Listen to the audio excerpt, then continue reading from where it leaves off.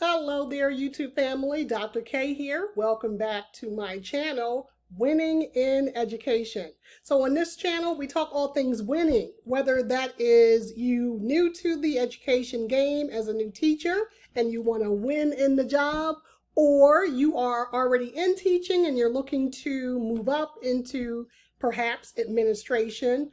Or winning could also mean on this channel that you're looking to leave teaching behind altogether. So we talk all things winning, and thank you for joining me on this journey. I want to invite you at this time to subscribe to my channel so you can stay abreast of all the things we talk about and grapple with in our comments section. So today, without further ado, we're talking again about teacher salary. We talk about teacher salary a lot on this channel.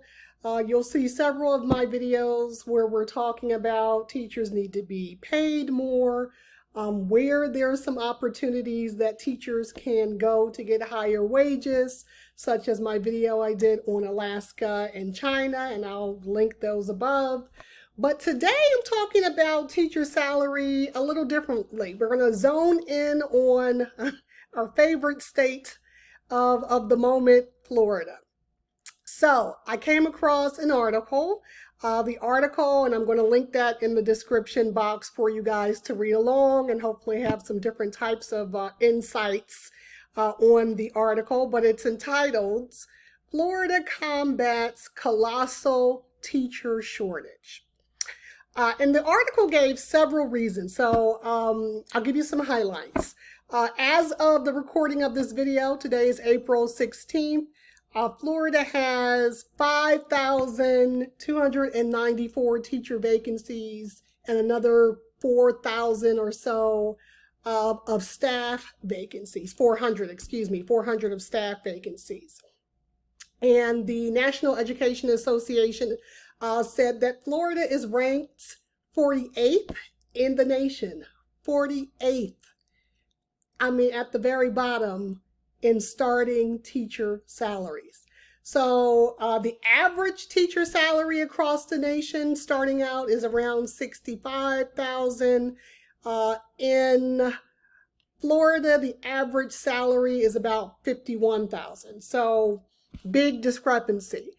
So combating this issue, they're trying to figure out in Florida how they can get recruit and retain quality teachers. So they came up with this idea that they were going to raise the starting salary to around $47,500, $48,000 to start. So that would be their minimum starting salary for new teachers coming in, and that just got approved. It actually got approved a little higher than they were anticipating. So the starting teacher salary in Florida is starting out at $48,000.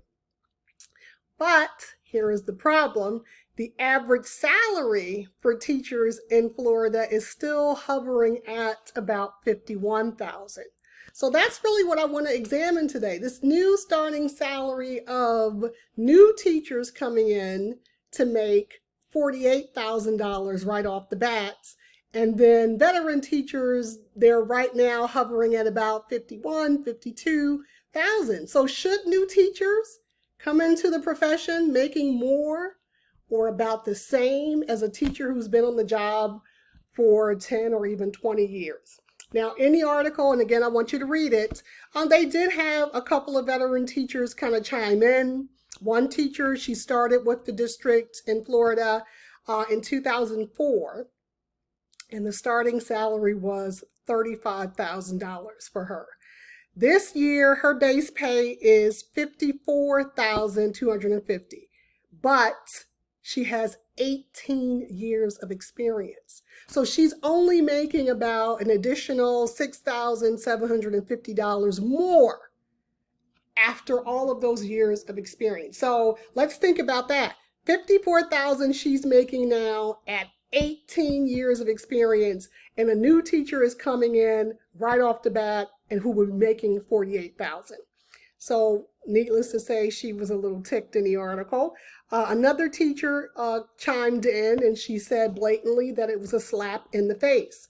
So you've got teachers who've been teaching 25 years who are making more, maybe about $10,000 more a year than somebody who's just coming in off the street. So again, teacher new salary, starting salary in Florida is $48,000. So they could be making $58,000 with 25 years of experience. So there is a real conflict happening, and I think I titled this somewhere around new teachers versus veteran teachers in this starting salary war. And I don't think it should be a war, and here's my 2 cents. I understand the veteran teacher's perspective. Of course, you should be making considerably more than somebody who just finished up student teaching and is coming in now to assume their first year as a classroom teacher. Your salary should not be anywhere close, because most likely those veteran teachers were the ones who were training those student teachers just a couple of weeks ago. And now they're coming in making the same or maybe even more than you're making. So I understand the veteran teacher's perspective. But then I also understand it from the new teacher's perspective. They shouldn't be blamed for this. I'm not sure why new teachers are getting hatred around this. They didn't start the salaries. They have not done anything to make veteran teachers not make more money, right? Every job's starting salary across the nation in different fields have increased. Inflation, right? Everything has gone up.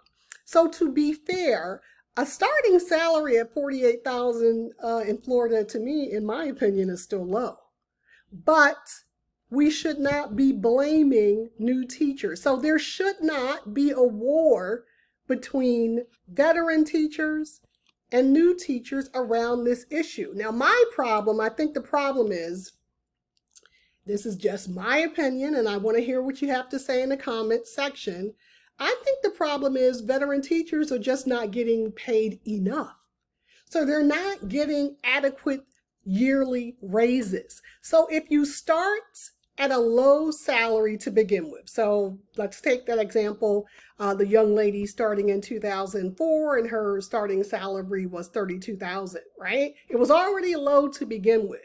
And you're not getting real raises. And what I term real raises is above the cost of living raises, right? That some people sometimes get. The cost of living increases of 1%. If you're not getting, let's say, 5, 6, 7% increases, you're never going to close that gap. So your wages are always going to be low because you started so low. You're not getting salary increases, so it's just like dropping it in a bucket. And then things around you are increasing. One lady talked about in the article that she's not very extravagant when it comes to her spending. Luckily, she does not have to get a part-time job. And she said, but one of the reasons is because she's not very extravagant with her spending. She doesn't, vacation, and she's not out shopping, because otherwise she would have to get another part-time job to even do any of those extra things. She is just barely squeaking by on her teacher salary.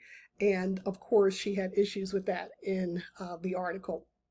Another problem I see stemming from this issue is if we start having veteran teachers quit, because I understand the frustration. You are teaching 10, 15, 20 years in your classroom, and then here comes Miss Sally coming in. She's a 0 to 1 year of experienced teacher. She's making basically the same money as you, but you're training her, because we know new teachers, they really don't fly solo until 3+ years, year 4 maybe. So they need a lot of support. So you're supporting her. You start to feel this bitterness. And what we've heard in this article is that veteran teachers are starting to leave the profession out of frustration. And we understand that because these new teachers are coming in to making more money.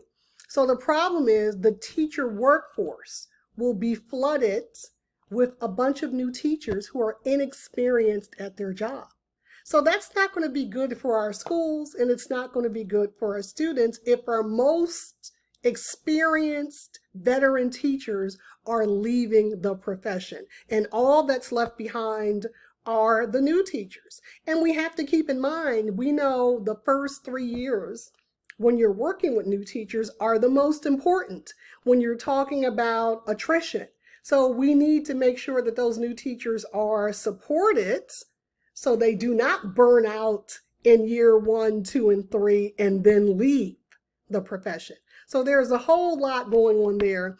And then again, I said this before, even with the teaching salary starting at $48,000 in Florida, I mean, I guess we can give them a thumbs up for even talking about the issue and trying to combat it. It's still low. So the governor there is talking about he raised the salary, starting salary, because he wants to recruit great teachers and retain them. But you're not going to recruit the best teachers because that starting salary is very low. They also talked about in the article, which I will not get into today, but I do think I'm going to make a video about it because it's on my heart, that there are another reason that teachers are leaving in Florida, in addition to the pay, is this woke education movement that some teachers are for, I guess, and then there's a whole slew of teachers who are against this woke movement that DeSantis has going on down there. So that's a whole nother video. We're going to tackle that when I feel brave enough to talk about it. But I just think that new teachers are not to be blamed in this instance. I hear veteran teachers, I feel your pain. And I get it, it's not fair, but new teachers are getting what they get. And even at $48,000 to start out, I still think it's low. So the overall problem is our schools are going to suffer.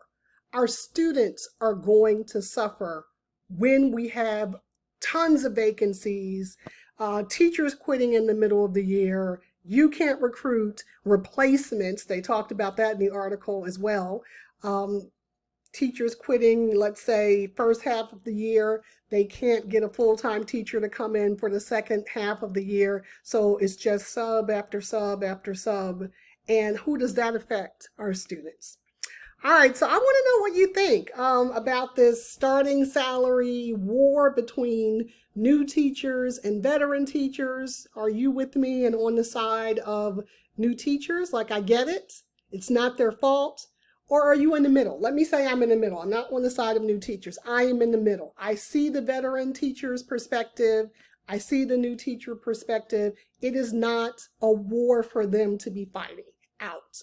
So let me know what you think in the comment section. I'm curious. And I want to thank you guys now. Again, the comments are coming in. I enjoy responding to your comments.